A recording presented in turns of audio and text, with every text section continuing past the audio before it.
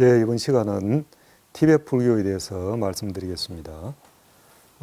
티베트 불교라고 하면 우리가 지금 가장 많이 연상되는 분이 달라이라마일 것입니다. 달라이라마 존자는 지금 굉장히 고령임에도 불구하고 아직도 왕성한 활동을 하고 계십니다. 옛날에 아티샤라고 하는 위대한 수행자가 티베트의 이 도인 스님께서 지금 현 시대를 예언하면서 티베트 불교가 중국에 의해서 굉장히 어려움을 겪고 티베트를 떠나게 된다. 티베트를 떠나게 되지만 그것으로 인해서 전 세계적으로 확산될 것이다. 이런 예언을 했는데 과연 달라이라마 존자께서는 중국 공산당에 의해서 1950년대에 이렇게 인도로 망명하게 되죠. 다름살라 쪽으로 망명하게 되면서 또 그 다름살라를 중심으로 또 전 세계적으로 티베트 불교가 확산되는 그런 전기를 마련합니다. 우리가 흔히 얻는 거 있으면 잃는 거 있고 잃는 것 있으면 얻는 것 있다라고 하는데 이런 변화가 또 위기가 또 기회가 되는 그런 것도 있습니다. 자, 티베트 불교, 인도에서 티베트로 전해진 대성불교가 티베트의 고유 신앙인 뱅교와 융합하여 탄생했다. 자, 우리나라도 불교가 오기 전에 우리 토속 신앙들이 있었죠.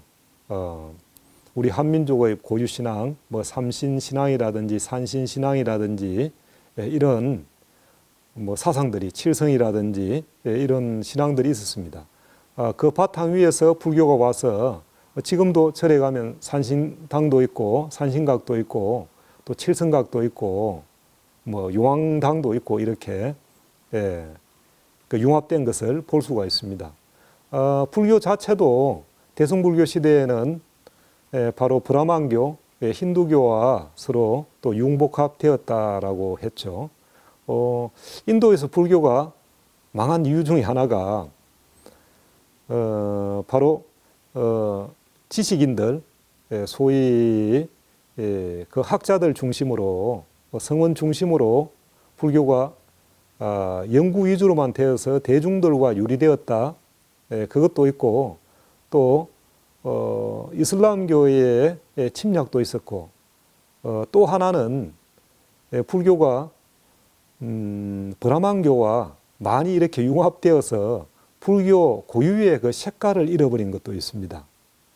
불교 고유의 색깔을 잃어버림으로 해서 사람들은 뭐 불교나 불교나 힌두교나 다름이 없다 이렇게 생각하게 되고 오히려 그 논리적으로 치밀하고 이런 복잡한 불교를 버리고 단순히 믿음을 통해서 복을 얻는 그런 힌두교 쪽으로 사람들이 더 많이 이제 선호하게 된 것이죠. 그럼으로써 불교가 약화되었다.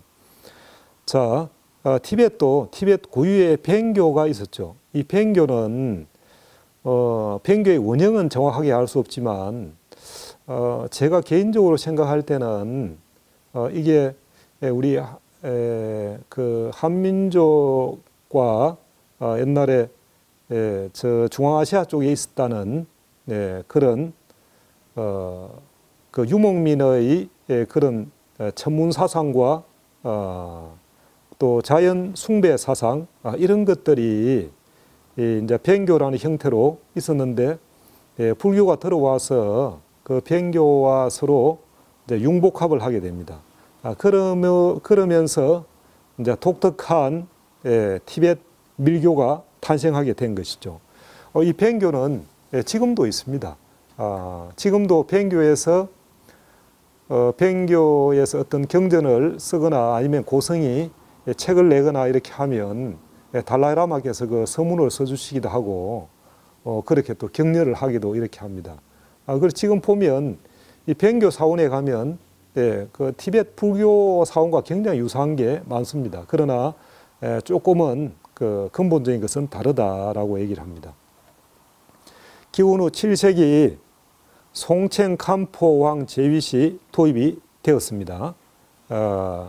이때 당나라 시대의 그 유명한 문성공주, 당나라의 공주였는데 이 티벳이 그날 그 당시에는 굉장히 강했죠.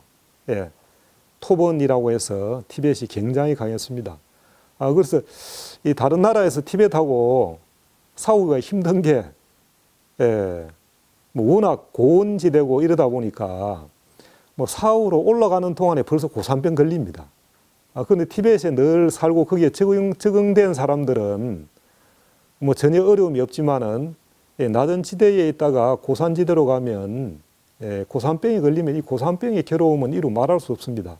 저도 티벳 성지순례 가서 첫날부터 한번 고산병에 걸렸는데 한 열흘간 굉장히 고생을 하고 그랬습니다. 그래서 고산병을 걸려보니까 이렇게 하다가 사람이 죽을 수도 있겠구나. 실제로 지금도 고산병으로 죽는 사례들이 종종 있다라고 합니다. 그래서 그 당시에 뭐 이런저런 요인으로 해서 티벳은 굉장히 강한 국가였고, 그래서 이 당나라의 문성공주가 티벳 왕에게 결혼해로 가면서 불상과 경전을 가져가서 티벳에 바로 불교를 퍼뜨리게 되는 것입니다. 이 티벳 불교는 어떤 특징이 있느냐? 최상위의 종교 지도자인 달라이 라마가 이끌어간다. 라마가 이끌어갑니다. 그래서 티벳 불교를 라마교라고 이렇게 얘기를 하죠. 몽고 시대에도 이 불교를 라마교라고 이렇게 얘기를 했습니다. 이 티벳 불교는 교학과 실제 수행이 조화된 불교로 가장 완벽한 수행 체계를 가지고 있다, 이렇게도 얘기합니다. 가장 완벽한 수행 체계라고 하니까 그게 좀 어떻게 보면 너무 오바했다, 그렇게도 볼 수 있으나, 그러나 티벳 불교의 그 교학 체계와 수행 체계를 보면 굉장히 정밀하고 교리 체계뿐만이 아니고 그 수행들도 굉장히 체계화되어 있고 또 그 완성도가 높습니다. 그래서 티벳에서 고성이 많이 나는 것은 그만큼 정밀한 수행 체계가 완성되어 있다라는 그런 반증이기도 하죠. 그럴 수밖에 없는 것이, 저도 그 티벳 사원에 가보니까 물론 일종의 이제 퍼포먼스일 수 있지만은, 근데 우리가 그 사원에 순례 갔을 때 실제 그런 수행을 한다라고 했는데 뭔가 하니 이렇게 박수를 치면서 서로 한 사람은 앉아 있고 한 사람은 박수를 치면서 이렇게 묻는 거예요. 그러니까 즉석에서 이렇게 삼법인이 뭐냐 이렇게 물으면 앉아 있는 사람이 즉시에 거기서 대답을 해야 됩니다. 자, 이렇게 서로 질문하고 대답하고 이런 것을 매일매일 수행 속에서 그렇게 훈련을 합니다. 그러니까 모르면 이거는 스스로 답답하기도 하고 또 다른 사람한테 어떻게 보면 좀 무시당할 수도 있고, 그러니까 우리가 공부를 안 할 수 없는 그런 구조로 되어 있습니다. 그렇기 때문에 자유롭게 물을 수 있고 자유롭게 또 거기에 내가 묻는 사람에 대해서 있는 것을 그 최대한 대답을 해주고 이러니까 그런 지식 체계나 그런 교리가 뛰어날 수밖에 없는 것이죠. 그래서 대부분의 티벳 스님들은 기본적인 교리 체계는 이미 갖추고 있다, 이렇게 보아도 좋습니다. 물론 우리 선불교에서 선을 얘기하지만 그 중국 당대의 대선사부터 해서 또 우리나라 역대 대선사 이런 큰 스님들은 이미 이런 교학 체계라든지 철학 이런 사상적인 토대가 탄탄합니다. 뭐 선불교라 해서 그냥 갑자기 초월적인 대답을 할 수 있느냐? 그런 1차적인, 2차적인 그런 토대 위에서 최고의 아주 핵심되고 요약한 그런 문답들이 나올 수 있는 것입니다. 자, 이 티벳 불교에는 4대 종파가 있습니다. 닉마파, 깍교파, 그 다음 샤카파, 겔룩파, 이렇게 4대 종교가 있는데 현재 달라이라마 존자께서는 이 겔룩파라고 합니다. 이 까규파라고 하는 것은 굉장히 이 고행을 많이 한다. 초기 불교에서는 이걸 두타행이라고 하는데 고행을 많이 한다라고 합니다. 자, 현교와 밀교를 모두 포함하며 티베트, 중국, 부탄, 몽골, 러시아에는 칼막 공화국, 부랴트 공화국, 투바 공화국에서 신봉하고 있다. 지금도 이렇게 하고 있습니다. 현교와 밀교를 모두 포함한다. 현교라고 하는 것은 드러난 가르침, 밀교라고 하는 것은 비밀한 수행이라든지 비밀한 진언이라든지 아니면 무드라, 수인이라고 해서 그런 수인을 또 수행한다든지 그렇게 하고 있습니다. 자, 고성 빠드마 삼바바와 티송 대젠 왕에 의해서 8세기에 정착된다. 7세기에 송첸 캄포 왕 때 문성 공주로 인해서 이렇게 들어오지만은 제대로 정착되고 발전하는 것은 고성 빠드마 삼바바. 인도의 그 밀교 스승인 인다라 부티의 아들이 바로 파드마 삼바바라고 했는데 티베트 불교의 종조, 티베트 불교의 종조를 파드마 삼바바로 이렇게 보고 있습니다. 그래서 티베트 불교의 특징은 부처님도 굉장히 신봉하지만은 스승에 대한 존경과 스승에 대한 믿음이 거의 부처님과 동급입니다. 그래서 티베트 불교에서는 부처님과 스승을 거의 동급으로 이렇게 하는데 티베트 모든 사원에 가면 거의 모든 사원에 예외 없이 빠드마 삼바바다 또 중종인 아티샤다 이런 존자들의 진영이 모셔져 있고 또 그 탱화, 탄가 속에 그려져 있습니다. 이 티베트 불교에서 하나 또 굉장히 재미있는 그런 스토리가 바로 삼해 사원에서 중국 북종선의 마현 스님과 그리고 까마라 쉴라라고 하는 인도 스님의 논쟁입니다. 이것을 삼해 논쟁이라고 하는데 도노를 주장하는 마현과 이 까마라 실라, 점호를 주장하는 까마라 실라가 일종의 법의 배틀, 이제 법의 논쟁을 벌인 것이죠. 그래서 이제 지는 사람이 물러나기로 했습니다. 그러니까 이 굉장히 이제 중요한 그런 진리의 싸움이었죠. 그런데 이 진리의 싸움을 진리의 이제 법의 토론이죠. 법의 배틀을 하면서 북종선의 마현 스님이 완전히 참패를 당합니다. 그러니까 이 북종선의 마현 스님이 일종의 그 선의 그 핵심을 물론 알고는 있었겠지만은 그 기본적인 교리 체계라든지 철학적인 토대가 약했기 때문에 문답을 한다 그러면 이것은 이치에 맞아야 되고 논리에 맞아야 되고 그게 분명해야 되는데 그것이 이제 부족했던 것이죠. 그러니까 결국은 이 마현이 밀려나고 까마라 쉴라가 이기면서 이제 바로 티베트 불교가 정착하게 되는 것입니다. 그러니까 티베트도 중국의 선불교가 들어갈 뻔했는데 법론에서 졌기 때문에 밀려났다 라고 합니다. 자, 티베트 불교의 중흥도요 아티샤 존자의 활약으로 이제 전성기를 맞습니다. 그리고 아티샤 존자뿐만이 아니고 마르빠와 위대한 수행자 밀라레빠, 틸로빠, 나르빠, 마르빠, 밀라레빠 이렇게 쭉 전성이 되는데 이 밀라레빠는 밀라레빠의 10만송이라고 해서 아주 전 세계적으로 유명합니다. 이 밀라레빠 존자는 원래 티베트의 부유한 집안에 태어났는데 아버지가 일찍 돌아가시고 나서 그 재산을 자기 큰아버지 집에 맡겼다가 그 재산을 몽땅 다 뺏기는 것이죠. 그래서 이제 거리로 나앉게 됩니다. 그 밀라레빠 어머니와 밀라레빠 자신과 자기 여동생이 그렇게 구걸하고 얻어먹고 다니면서 그 어머니가 밀라레빠한테 네가 다음에 복수를 해야 된다. 그 복수를 하려면 어떻게 할 수 있느냐? 네가 흑마술을 배우라. 그 흑마술이라고 하는 것은 일종의 저주술이죠. 그 정신 통일을 해서 일종의 그 환수를 이용해서 상대를 죽이기도 하고 상대를 괴로움에 빠뜨리기도 하는 그런 무서운 저주술입니다. 그래서 밀라레빠가 이것을 배워서 그 흑마술의 스승한테서 배워서 결국은 40몇 명의 그 친지들을 그와 연관된 사람들이 잔치를 할 때 막 집이 무너지게 또 벼락이 치게 해서 그래서 많은 사람들이 죽게 됩니다.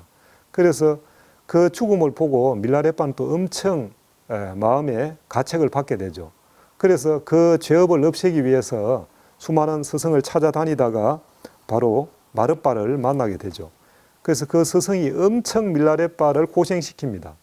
뭐 탑을 쌓아라 했다가 탑 쌓으면 발로 차서 무너뜨리고 다시 쌓아라 이런 것부터 해서 수년간 그렇게 밀라레빠를 또 시험하고 그 이제 고통 속에서 그 밀라레빠가 참회하고 거기에서 밀라레빠가 회심을 해서 진정한 수행의 길로 들어가게 됩니다. 그래서 밀라레빠는 티베트뿐만이 아니고 전 세계 불교사 또 불교를 떠난 사람들한테 불교를 모르는 사람들도 밀라레빠의 전기를 보면 많은 감동을 하게 됩니다. 자, 13세기 이슬람의 침공으로 고성들이 티벳으로 망명하면서 위크라 마실라 사원의 경전이 티벳으로 다 옮겨가게 됩니다. 13세기에 이슬람이 인도를 침범할 때 많은 고성들이 이제 티벳으로 망명하고 그때 위크라 마실라 사원의 경전들도 통째로 이제 티벳으로 옮기게 됩니다. 그래서 학자들과 경전들이 그대로 티벳에 가서 연구하고 수행하고 티벳 불교가 제대로 발전을 하게 되는 것이죠. 자, 티벳 불교는 이제 세 가지 주요 그 수행자의 활동 사항이 있습니다. 수행자의 세 가지 주요 활동으로 대론, 설법, 저술, 자 이것을 권장합니다. 대론, 서로 진리의 토론을 한다라고 하는 것이죠. 그래서 알고 있다, 내 혼자 알고 있다, 이것은 굉장히 위험할 수 있습니다. 그것을 상대와 서로 토론도 해보고 검증을 또 받아야 되는 것이죠. 그럼으로써 서로 절차탁마하고 서로 성장할 수가 있다. 그리고 또 설법을 한다. 제가 지금 이렇게 강의를 하는 것도 이것도 설법이죠. 알고 있는데 이걸 꺼내놓지 않으면 소위 곰팡이가 피게 됩니다. 그대로 또 사장될 수가 있고 이래 설법을 함으로 해서 거기에서 정리가 되고 또 다른 사람을 가르침으로 해서 정리가 되면서 또 질문을 받을 때 내가 모른다 그러면 거기에서 내가 또 공부를 하게 되죠. 이렇게 절차탁마한다. 네. 이 모든 것이 다 수행입니다. 그리고 저술을 한다. 내가 아는 것을 책으로 쓴다. 이렇게 하면 확실히 자기 것이 되는 것이죠. 또 자기가 쓴 훌륭한 저술들이 그것이 당대와 그 후대까지 많은 영향을 미치게 됩니다. 대론, 설법, 저술을 수행자의 세 가지 주요 활동사항으로 권장합니다. 그리고 가르침은 근, 도, 과. 자, 근은 존재론이고 도는 수행론이고 과는 수행, 결과론을 말하는데 가르침을 이 세 가지로 분류합니다. 보통 우리 종교에서 다루는 것이 존재론을 다루죠. 자, 나는 어떻게 생겨났는가? 이 우주는 어떻게 생겨났는가? 네, 근본은 무엇인가? 물질의 근본, 정신의 근본은 무엇인가? 자, 이런 것을 다루는 것이 존재론이고, 그리고 우리가 살아가면서 여러 가지 괴로움을 겪고 있다. 이 괴로움을 극복해서 행복한 삶으로, 열반의 삶으로 나아가는 그것이 바로 수행론이고, 자, 그렇게 실천할 때 이런 이익이 있다. 라고 하는 것이 바로 수행 결과론입니다. 티베트 불교에서 또 중요한 것이 자비심과 보리심을 강조한다. 이건 달라이라마께서 언제나 말씀하신 것인데, 자비심. 자, 우리가 무엇을 많이 알고 있고 소위 똑똑하다. 그런데 굉장히 좀 쌀쌀 맞고 냉정하고 다른 사람이 어려운데도 전혀 거들떠 보지 않는다. 굉장히 이기적이다. 그렇게 하면 오히려 다른 사람과 관계 속에서 뭐 좋은 결과보다 나쁜 것들이 많겠죠. 저 사람은 충분히 나를 도와줄 수 있는데 도와주지 않았다라는 그런 인간적인 섭섭함이 들 수도 있고, 그래서 부처님께서 왜 위대하냐? 부처님은 위대한 지혜도 갖추었었지만은 이런 중생을 사랑하고 모든 사람을 섭수하는 그런 자비심을 가졌다. 그리고 보리심이라고 하는 것은 진리로 나아가는 그런 마음, 구도심, 열정을 얘기합니다. 달라이라마가 언제나 강조하는 것이 보리심입니다. 그래서 보리심이 모든 것을 성취한다. 보리심이 모든 괴로움을 넘어간다. 자, 우리가 사람이 살아가는데 가장 중요한 것은 무엇일까요? 우리가 성공하는데 가장 중요한 것. 그것은 첫 번째 가장 중요한 것은 그 사람의 마음 자세라고 할 수 있을 것입니다. 돈을 벌려고 해도 내가 어떤 마음 자세를 가지고 있느냐에 따라서 내가 뭐 돈을 벌고 싶은데 나는 그냥 여행을 바란다. 일확천금을 바란다. 이렇게 하면 돈을 벌 수가 없을 겁니다. 나는 열심히 노력하겠다. 자, 이런 계획과 전략을 세워서 내가 노력한 만치 그런 이익과 결과를 얻을 것이다. 자, 이렇게 될 때 바로 돈을 벌 수 있겠죠. 수행도 마찬가지로 내가 수행을 해야 되겠다. 왜 수행을 해야 되는가? 그리고 그 수행을 하는 데 있어서 어떻게 실천해야 될 것인가? 이런 것을 하나하나 또 점검하고 또 실천하고 나아가는 것을 바로 보리심이라 합니다. 이렇게 될 때 점점 나쁜 업은 없어지고 또 좋은 그런 업은 형성이 되어서 결국에는 깨달음으로 나아가게 된다라고 할 수 있습니다. 자, 이렇게 현재 티베트 불교는 세계 불교의 큰 축을 형성하고 또 우리 인류 문화에 있어서 좋은 그런 영향을 끼치고 있습니다. 자, 티베트 불교에 대해서 말씀드렸습니다. 자, 언제나 평안하시고 늘 건강하시고 행복하시기 기원드립니다.